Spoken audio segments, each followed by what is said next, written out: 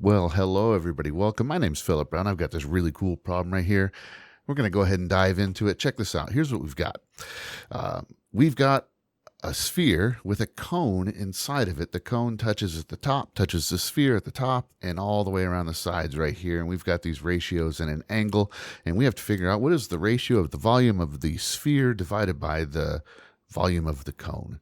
So you can see in the description, I've got some timestamps. I'm going to run through a couple different clues before we do the solution. So if you think you got it and you'd like to just watch the solution, see how it goes, you can go ahead and check it out there. So before we get into it, before I share with you clue number one, I'm going to go ahead and give you a chance to pause it, put your answer in the comments right now, and let's go ahead and get into clue number one, shall we? So here we go.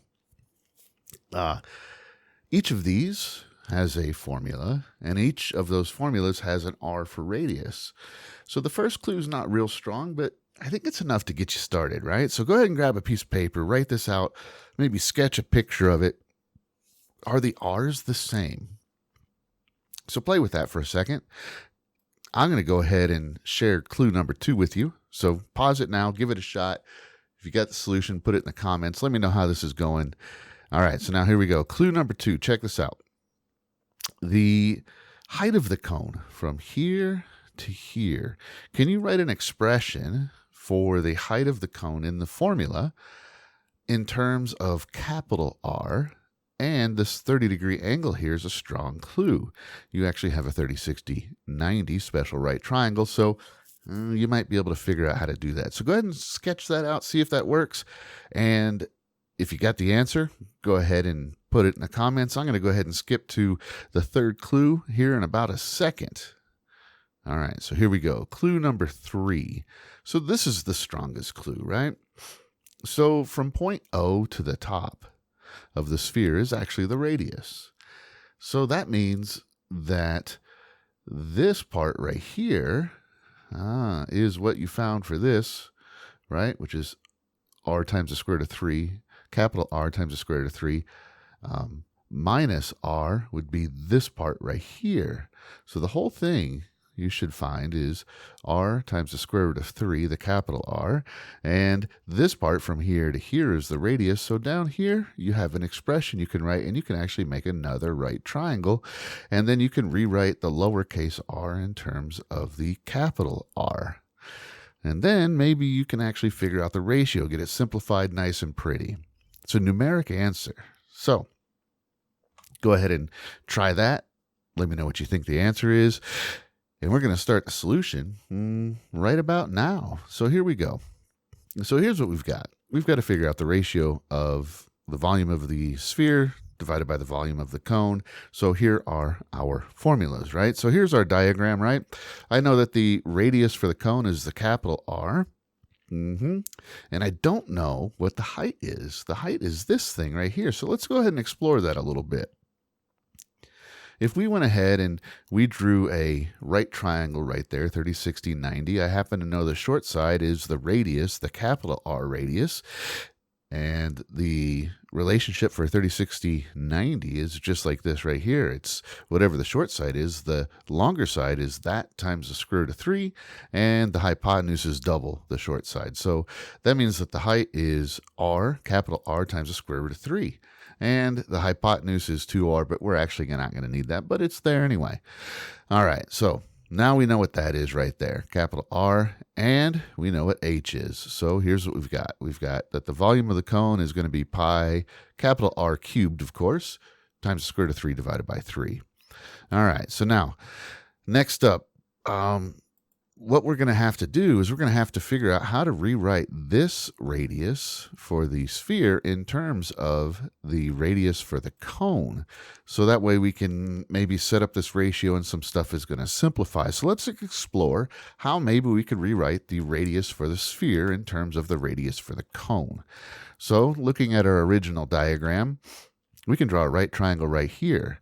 And from the center to the edge of the sphere is the lowercase r, but the entire thing from the base of the cone to the edge of the sphere is capital R times the square root of 3. So that means that this little portion left right here would be capital R square root of 3 minus lowercase r, just like that. All right, so now we have a right triangle, and we can use the Pythagorean theorem for a right triangle, of course. So let's go ahead and put this over here and write down what we've got and set up the Pythagorean theorem. All right, we got a little bit of algebra here. Just be patient with yourself when you're doing this on paper. It works out pretty easy, but you do have to be careful. Make sure you use lots of space, right? So when you square a binomial, it's that binomial times itself. So it's going to look like this, right? So, the first two, that would be r squared times 3. And then you do the outside, that's little r times capital R, root 3. Same thing here. That's where this one comes from. And then negative r times negative r lowercase is r squared. So I'm going to go ahead and substitute all that in after we simplify it, right? Negative and negative makes -2. So we're going to put r squared equals lowercase r squared equals capital R squared plus the thing we just found, 3r squared minus 2 lowercase capital case r. Yeah, that thing right there is harder to say than it is to write. Okay, so now let's simplify this, right? So we can combine like terms with these. That would be 4 capital R squared. And if you look, we have a lowercase r on each side, so we can subtract that from each side and get a 0. So 0 equals this thing right here. Let's go ahead and move this to the other side by adding it to both sides, right? And now let's go ahead and see if we can solve for lowercase r. So we're going to divide both sides by 2 times capital R square root of 3. Just like this. On the left, everything reduces except for the r. On the right, the 4 and the 2 reduce. And r squared divided by r is just r. All right, now we just need to rationalize the denominator. And we're halfway home because this is what we've got for lowercase r. So we did all that work so that we could say this. And we could substitute it in right there. That way, when we set up our ratio, this thing divided by that thing, we only have one variable, and maybe it'll work out nice and pretty. All right, so let's go ahead and clean this little part up right here. That's r cubed, and let's go ahead and set up our ratio. Now, before we multiply by the reciprocal of the denominator, let's go ahead and clean this part up right here. And in particular, let's look at that cube. Let's just be really careful that we don't make a little mistake right here. That's going to be 8r cubed.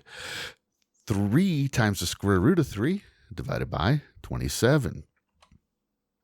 So we've got 4/3 pi times all that, right? And we can clean this up just a little bit. The 4s, or the 4 times 8 is going to be 32.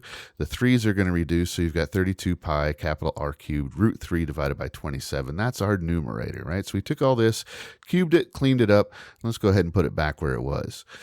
Now, we're going to multiply by the reciprocal of the denominator, right? So we've got our numerator right here, stays the same. We flip this over and multiply, and let's go ahead and reduce. Look at all this beautiful stuff that reduces. The pi's reduce, the r cubes reduce, the root 3's reduce, and 3 goes into 27 9 times. So we've got 32/9. So the ratio of the volume of the sphere divided by this volume of the cone, 32/9. I think that's a really cool problem. I think it's a neat result. Hey, let me know in the comments how you liked this problem, right? And if you like this, do what all the cool kids are doing. Like, subscribe, share, comment, all that kind of stuff. And hey, if you are a math teacher and you'd like to do a math problem like this one for fun in your classroom, check out my Substack.